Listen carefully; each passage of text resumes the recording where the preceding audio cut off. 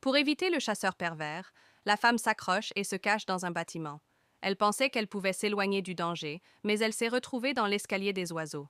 Elle voit des centaines d'oiseaux s'envoler pour fuir le danger et elle s'éloigne rapidement du bâtiment. Même si l'homme n'a pas encore disparu, la douleur qu'elle ressent est insupportable et elle s'effondre dans l'escalier. Le cri d'un homme résonne dans le couloir et elle tente de s'enfuir à nouveau. Aurée continue de courir dans l'escalier des oiseaux, tandis que l'homme la poursuit sans relâche. À ce moment-là, Aurée s'accélère le rythme. Elle veut s'éloigner le plus vite possible, refusant de tomber encore une fois dans les griffes du danger. Mais l'homme qui la suit devient furieux. Malgré tout, Aurès, qui a été injectée avec un étrange médicament, ne peut plus bouger correctement. C'est ainsi qu'elle s'effondre à nouveau et découvre bientôt que l'escalier des oiseaux semble tourner sans fin, comme si elle était prisonnière d'un cauchemar. Partout autour d'elle, il n'y a plus de sortie. Mais à cause de l'effet du médicament, Aurès n'a plus la force de résister. Elle est à nouveau injectée, et l'escalier semble se transformer en un monde irréel. Peu importe combien de temps passe, un grand oiseau s'approche d'elle, et à cet instant, seul son esprit peut encore bouger. Elle n'a même plus la force de parler. Heureusement, Dieu lui vient en aide.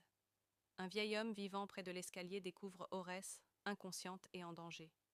Peu importe combien de fois il l'appelle, elle ne répond pas. Il finit par la retourner doucement, et elle ouvre enfin les yeux. Aurès peut bouger à nouveau. Lors d'une brève conversation, l'homme comprend qu'elle ne peut ni voir ni entendre correctement. On ignore ce qu'elle a vécu, mais le vieil homme la prend dans sa voiture et l'emmène chez lui. Ensuite, il se prépare à appeler la police, lorsqu'un bruit étrange retentit à l'extérieur. Le vieil homme se rend compte que l'homme pervers les a retrouvés. Il jette un coup d'œil à la fenêtre et sent le danger. Mais avant qu'il ne puisse réagir, l'homme frappe à la porte.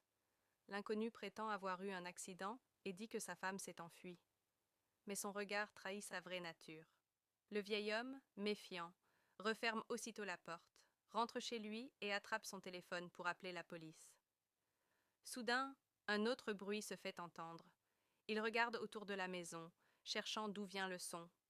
L'homme à la porte semble impatient, faisant mine de plaisanter, mais le vieil homme comprend qu'il ment.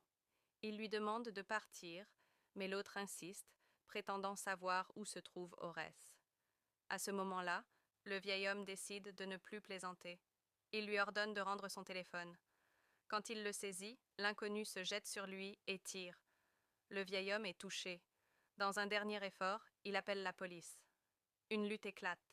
Mais le vieil homme, affaibli, tombe au sol. L'agresseur lui tire à nouveau dessus. Le vieil homme meurt sur le coup. Lorsque la police arrive enfin, le corps du vieil homme gît dans le salon, et Aurès, tremblante, réalise qu'elle vient d'échapper à la mort.